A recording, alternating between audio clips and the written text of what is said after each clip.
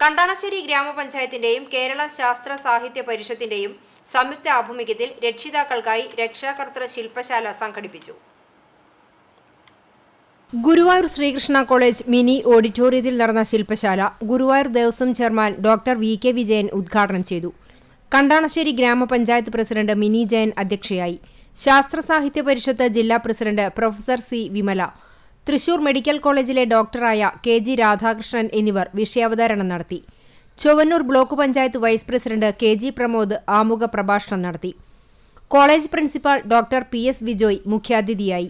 ഗ്രാമപഞ്ചായത്ത് അംഗം advocate P V. Nivas, Mattam saint Francis higher secondary school principal Santhosh T. Immatty, Sasthra Sahithya പരിഷത്ത് കുന്നംകുളം മേഖലാ സെക്രട്ടറി ടി.എ. പ്രേമരാജൻ, മേഖലാ വിദ്യാഭ്യാസ ഉപസമിതി chairman M K. Soman, convener M R. Ragesh, Kandanassery ഗ്രാമപഞ്ചായത്ത് assistant secretary K. Manoj, Parishad മേഖലാ joint secretary Larson Sebastian, Kandanassery unit secretary Sathyapalan master എന്നിവർ സംസാരിച്ചു. CCTV news, Kecheri.